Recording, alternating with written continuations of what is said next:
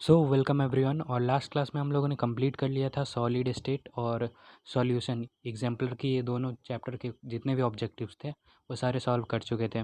और अब हम लोग स्टार्ट करेंगे हेलो एल्केन हेलो अरीन्स के सारे एमसीक्यूज़। तो चलिए शुरू करते हैं। तो सबसे पहला है एमसीक्यूज़ टाइप 1। तो इसमें फर्स्ट क्वेश्चन है order of reactivity of following alcohols with halogen acid is.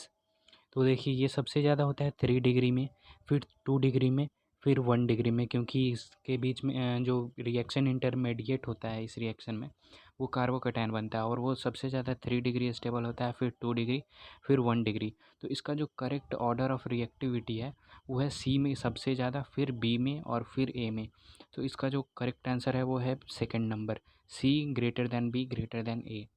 तो अब नेक्स्ट क्वेश्चन है 2 number, which of the following alcohols will yield corresponding alkyl chloride reaction with concentrated HCl at room temperature। तो देखिए इसमें भी carbocation भी reaction intermediate होगा और जो कि सबसे ज़्यादा 3 डिग्री का ही स्टेबल होता है। ठीक है, तो इसलिए जो मोस्ट ईजली हो जाएगा रिएक्शन वो 3 डिग्री का होगा। तो 3 डिग्री, ये फोर्थ नंबर जो है वो ये 3 डिग्री ये कार्बन है।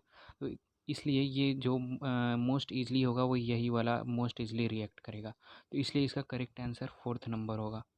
अब नेक्स्ट जो क्वेश्चन है वो है question number third. Question number third में क्या है कि ये यहाँ पे डाइजोडाइजेशन रिएक्शन से पूछा गया है।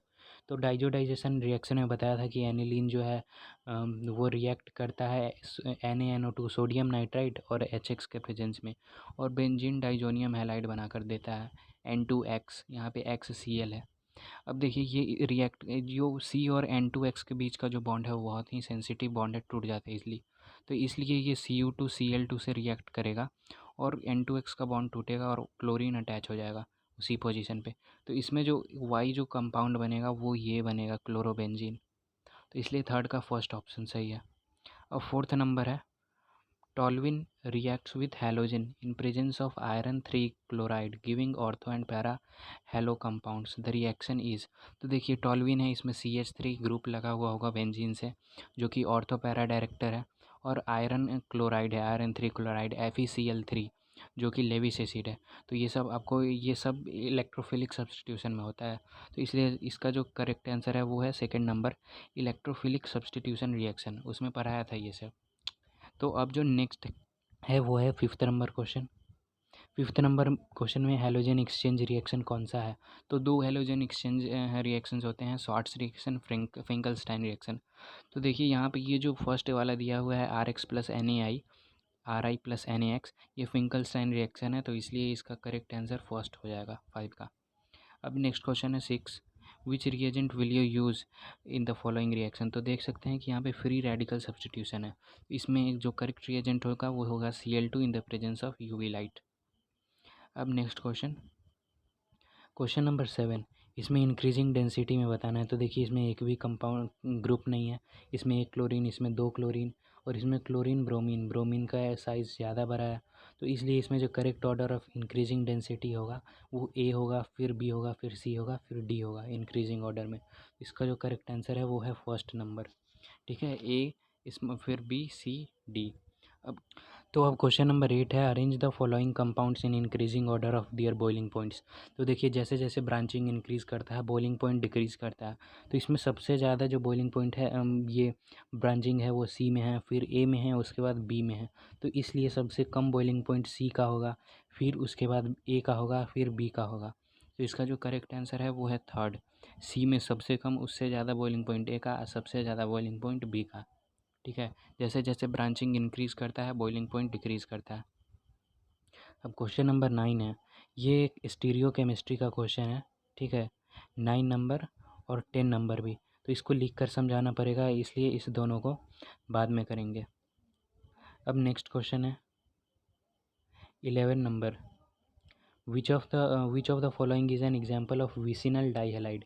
देखिए डाईहैलाइड दो तरह का होता है, एक होता है जेमिनल डाईहैलाइड और एक होता है विसिनल डाईहैलाइड। जेमिनल डाईहैलाइड उसमें होता है जिसमें एक सेम कार्बन पे दोनों क्लोरीन, दोनों हैलोजन मतलब कि अटैच्ड हो सेम कार्बन पे, और जब दो डिफरेंट डिफरेंट कार्बन पे अटैच्ड रहेगा हैलोजन तब उसको विसिनल डाईहैलाइड कहेंगे।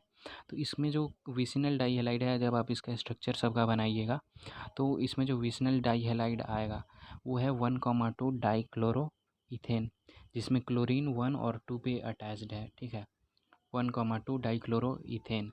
अब एक एक बाकी सब चेक करना होगा। तो इस अब बता देते हैं इथिन ये इथाइलिडीन क्लोराइड नहीं होगा विसिनल डाइहैलाइड, और बाकी सब भी नहीं होगा, डाइक्लोरोमीथेन भी नहीं होगा, और एलाइल क्लोराइड भी नहीं होगा। ठीक है, तो ये क्यों नहीं होगा ये आगे पता चल जाएगा, आगे इसको भी एक्सप्लेन किए हैं। तो अब नेक्स्ट क्वेश्चन जो है, तो इसलिए इसमें जो करेक्ट आंसर है वो है सेकंड नंबर 11 नंबर का 1,2 डाइक्लोरो इथेन, जिसमें क्लोरीन 2 डिफरेंट कार्बन्स पे अटैच्ड है। अब 12 नंबर है the position of B R in the compound this CH3 CH double bond CH CBr CH3 can be classified as.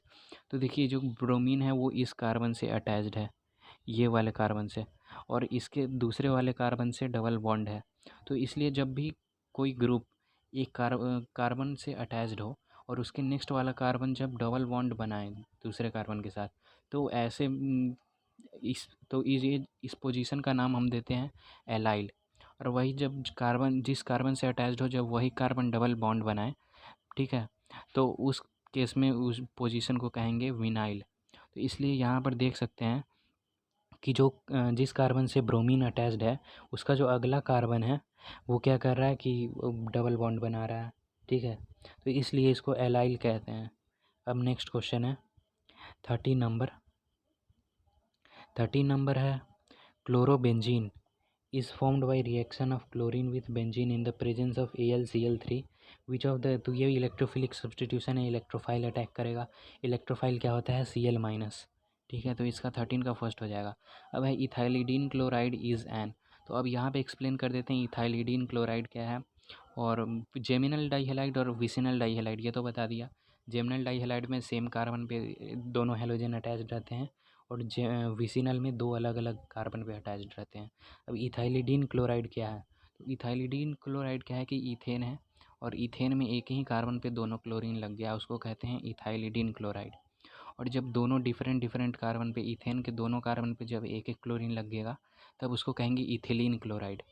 तो इथाइलिडीन क्लोराइड क्या है कि ईथेन में एक ही कार्बन पे दोनों क्लोरीन लग गया, तो इसको कहते हैं जेमिनल डाइहैलाइड। क्या कहते हैं? जेमिनल डाइहैलाइड। तो इसलिए इसका जो करेक्ट आंसर है वो है सेकंड नंबर जेमिनल डाइहैलाइड। 15 नंबर है व्हाट इज़ ए। तो यहाँ पे देख सकते हैं, यहाँ पे सेटजेफ रूल लगेगा। ठीक है, H+ वहाँ से रिमूव होगा जहाँ पे कम हाइड्रोजन है, पुअर बिकम्स मोर पुअरर। तो इसलिए इस CH से H जो है वो निकल जाएगा और यहाँ पे क्लोरीन लग जाएगा। तो इसलिए जो ए जो कंपाउंड बनेगा वो है आपका ये थर्ड नंबर, ये वाला Cl बीच वाले कार्बन से अटैच्ड हो जाएगा। और ऐसा भी जान सकते हैं क्योंकि यहाँ पे जो कार्बोकेटायन बनेगा ये वाला, ये 2 डिग्री है। ठीक है, ज़्यादा स्टेबल होगा, तो इसलिए इस कार्बन से क्लोरीन अटैच्ड हो जाएगा। अब 16 नंबर है प्राइमरी एल्काइल हैलाइड, यानी 1 degree would prefer to undergo.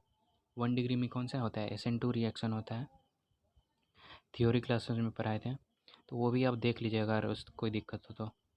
अब है विच of the following alkyl halide will undergo SN1 reaction. तो SN1 रिएक्शन सबसे ज़्यादा तो 3 डिग्री जाता है, तो 3 डिग्री सब के सब है। और उसमें जब बेस्ट लिविंग ग्रुप आयोडीन है, ठीक है, आयोडीन, ब्रोमीन, फिर क्लोरीन, फिर फ्लोरीन, तो आयोडीन बेस्ट लिविंग ग्रुप है, इसलिए 4th नंबर जो है ये अंडर SN1 रिएक्शन को फेवर करेगा सबसे ज़्यादा। तो अब 18 नंबर क्वेश्चन है right what is the correct IUPAC name of this compound. तो देखिए इसमें जो लॉन्गेस्ट कार्बन चेन है ये एक कार्बन और ये 2 कार्बन, तो 4 कार्बन का लॉन्गेस्ट चेन, 1 पे ब्रोमीन है, 2 पे मिथाइल है। इसका जो करेक्ट नेमिंग होगा वो होगा 1 bromo 2 methyl butane. Third number 1 bromo 2 methyl butane. अब 19 नंबर है what should be correct IUPAC name of diethyl bromomethane. तो मीथेन में एक C2H5 इथाइल ग्रुप लग गया, फिर दो C2H5 ग्रुप लग गया और एक ब्रोमीन लग गया। तो इसमें 5 कार्बन का लॉन्गेस्ट चेन बनेगा, और इसका जो नेमिंग होगा थर्ड पे पोजीशन पे ब्रोमीन, तो 3 ब्रोमोपेंटेन इसका करेक्ट नेमिंग होगा, सेकंड नंबर। अब 20 number the reaction of toluene with chlorine in the presence of iron in the absence of light will yield. तो इसमें क्या होगा, ये जो CH3 है ये ऑर्थो पैरा डायरेक्टिंग ग्रुप है टॉल्विन में जो CH3 होता है, इसलिए क्लोरीन जो है ऑर्थो पोजीशन पे लगेगा और फिर से पैरा पोजीशन पे भी लगेगा। तो थर्ड ऑप्शन में देखिए ये पैरा पोजीशन पे दिया है, तो इसलिए mixture of second and third. तो नेक्स्ट क्वेश्चन है chloromethane on treatment with excess ammonia yields. तो इसका रिएक्शन आपके सामने दिया हुआ है, देख सकते हैं कि क्लोरोमीथेन में क्या है कि क्लोरीन हट जाता है और NH3 जो है अपना जो लोन पेयर है वो डोनेट करता है CH3+ को, और फिर H+ निकल जाता है और बनता है CH3NH2 जिसको मीथेनामाइन कहते हैं। इसलिए करेक्ट आंसर इसका थर्ड होगा। अब 22 नंबर है, molecules whose mirror image is non-superimposable over them are known as chiral. Which of the following is chiral in nature? इसमें से कौन सा chiral? तो chiral के लिए सबसे पहला जो इम्पोर्टेंट कंडीशन है वो है कि कार्बन से अटैच्ड चारों डिफरेंट ग्रुप्स हो। तो जब आप ये सबका स्ट्रक्चर बनाइएगा तो इसमें पता चलेगा कि 2 ब्रोमोब्यूटेन है, इसमें 4 डिफरेंट ग्रुप्स हैं, बाकी सब जितने भी है उसमें कुछ न कुछ सेम मिल जाएगा। तो इसलिए इसका जो करेक्ट आंसर है वो है फर्स्ट नंबर। ठीक है, अब 23rd नंबर है। 23rd नंबर में क्या है कि the reaction of C6H5CH2Br with aqueous sodium hydroxide follows. कौन सा मेकेनिज़्म फॉलो करेगा? तो देखिए CH2 से और Br का जब बॉन्ड टूटेगा तो CH2+ बनेगा, जो कि रेजोनेंस से ज़्यादा स्टेबल हो, रेजोनेंस से स्टेबल होगा। तो इसलिए ये कार्बोकैटायन जो बनेगा वो रेजोनेंस से स्टेबल होगा, इसलिए यहाँ पे 1 डिग्री होते हुए भी SN1 मैकेनिज़्म को फॉलो करेगा क्योंकि स्टेबल कार्बोकैटायन बन रहा है। अब 24 नंबर, ये भी स्टीरियो केमिस्ट्री का क्वेश्चन है, इसको भी लिख करके सॉल्व करेंगे, समझाएंगे। ठीक है, अब 25 नंबर है, विच of the following compounds will give racemic mixture of nucleophilic substitution by OH-। Which of the following compounds will give racemic mixture कौन देगा? तो देखिए रेसिमिक मिक्सचर जो है वो उसमें दोनों तरह के होने चाहिए, D फॉर्म भी होना चाहिए, L फॉर्म भी होना चाहिए, जो कि SN1 मैकेनिज़्म जो होता है, SN1 न्यूक्लियोफिलिक सब्सटीट्यूशन रिएक्शन, उसमें दोनों ही बनता है, D फॉर्म भी बनता है, L फॉर्म भी बनता है, ये थ्योरी में बताया था। तो इसलिए यहाँ पर देखिए कि कौन सा, और साथ में ये है कि कार्बन है वो भी कायरल होना चाहिए। तो B नंबर जो है ये 3 डिग्री तो है, लेकिन इसमें 2 CH3 ग्रुप है, सेम ग्रुप है, तो इसलिए B तो नहीं होगा, 1 C भी नहीं होगा क्योंकि वे 1 डिग्री है, इसमें ND फॉर्म बनता है। ठीक है, अगर ये कोई फॉर्म है तो इसका जस्ट अपोजिट बन जाता है, तो ये B तो नहीं होगा, ये 3 डिग्री है पर सेम ग्रुप लगा हुआ है CH3। ए में देखिए, ए में जो चारों ग्रुप है इस कार्बन से अटैच्ड वो चारों ही डिफरेंट है। ठीक है, और ये 2 डिग्री है, तो इसलिए ए में होगा।